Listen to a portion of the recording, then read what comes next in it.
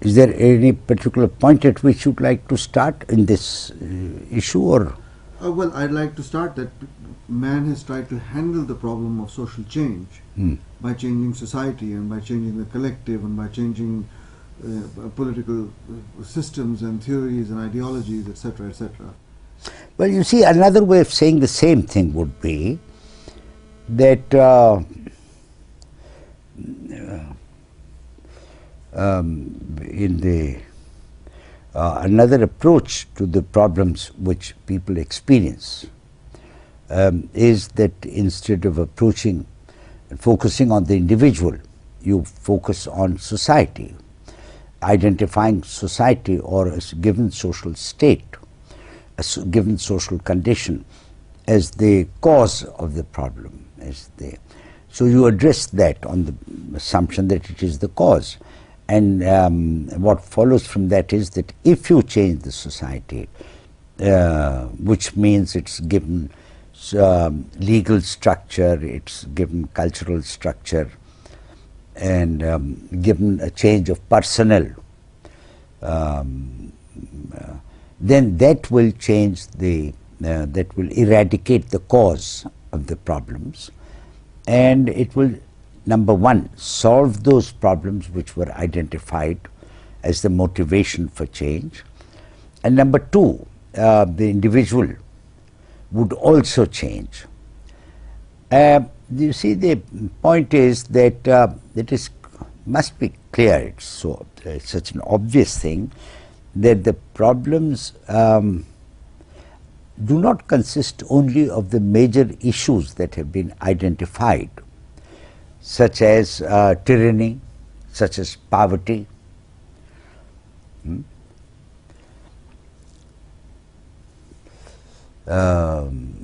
such as a huge disparity, an unacceptable disparity. But there is also a human dimension, which means really that matters and issues that flow out of the individual dimension, that is the human dimension. So there are those issues also. So, but they are not the focus of attention. The focus is centered upon the social dimensions. So, but the question does remain about the state of individuals. I believe it's a safe statement to make that in bad times, as the ones we're referring to, individuals also are observed to be distorted in their behavior, in their responses, and problems are observed and experienced which arise on the individual plane. So that the realization is there that you also need to have a better and a more decent human being. But the argument probably goes that first the social problems have to be solved. Social changes have to be made first because they are the cause of the distortions. And then after they've been satisfactorily changed, then the individual has to change. There an assumption is made that those changes will automatically flow from that. Perhaps there is another factor. In these times of ferment, there have been trends or lesser movements, lesser than the political movements of change in individual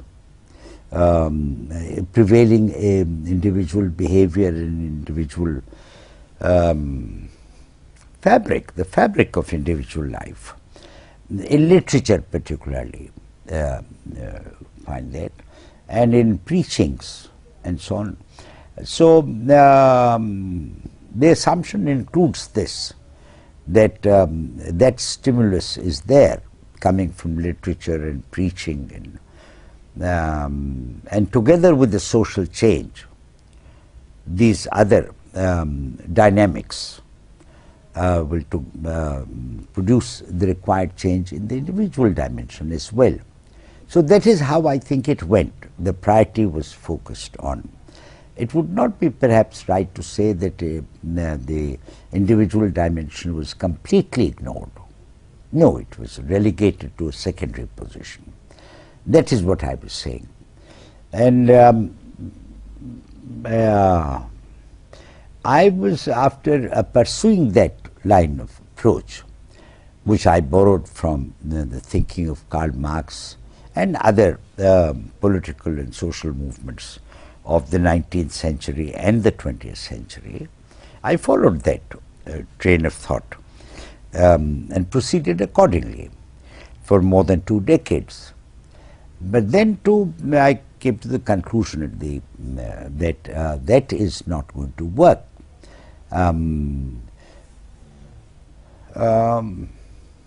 As I have mentioned, I was aware of the problems that arose in the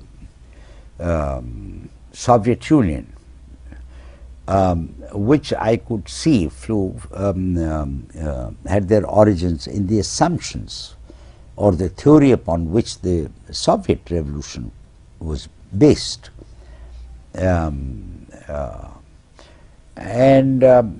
Looking at the experience of the successful revolutions of that period, and more even than the experience of the attempts in other countries to make that revolution. At both levels, I came to the conclusion that no, that is not so. There was, I observed serious problems in the making of a revolutionary movement, both before a successful capture of power, state power, and after that. The problems of a revolutionary movement in both stages. And looking at it more closely in the light of my practical experience and that of other revolutionaries whom I had the opportunity to look at closely, which included my few meetings with Jay, and also senior revolutionaries in Europe, in Britain particularly, and in India, and some of the younger generation of revolutionaries in America during the 60s and the 70s. I came to the conclusion, reflecting upon that, that the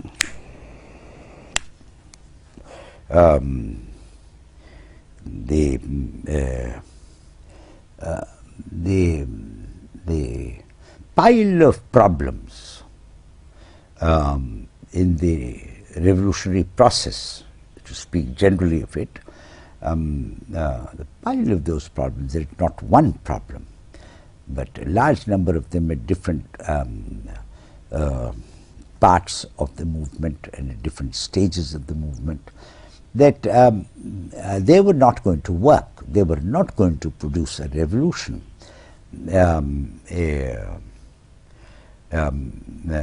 With reference to the idealism that drove initially the revolutionary spirit, the revolutionary spirit would not be fulfilled. I came to the conclusion that the individual has to be focused upon. At that time, I have to admit that I was not thinking of religions, the religious movements of an earlier time. I did, however, later on, as I developed the train of thought and I revisited history, as I have been doing in all matters, where a laboratory or a strict scientific empirical method is not applicable. I have always resorted to the history of things to enlighten me, at least partially, and enable me to build more reasonable hypotheses, which one can then proceed to examine and scrutinize later on. if I may make an aside, may I? You see, this is a general problem I've confronted during my entire career in trying to think, and that is that the important areas for me were those which concerned the human condition. And in that respect, I found that when it came to man, necessarily, when you were thinking of the human condition, you can't avoid thinking of man. Now, as regards man, the available empirical knowledge was nowhere near enough. So one had to make leaps of faith and imagination. I became aware of that from my survey and experience of the revolutionary movements in the last 2.5 centuries. That was really a component of the revolutionary process during these 2 centuries and a bit. So this was a time when I was intellectually getting connected to the science and the technology of my times. The much higher standards of science then existed in the early 20th century or the 19th century. I was aware that scientists, dedicated scientists, had been scientific since even before Isaac Newton, strictly scientific. But there were a select body of people focusing on very specific, narrow areas of inquiry. By about the middle of the 20th century and thereafter, I found that the scientific process, this proper scientific process, was really flowering out, and its reach was getting much broader. One general consequence of that was that the scientific process became accessible to a much larger number of people of that time, and because of the brilliant performances of technology and science and the coming of the computer,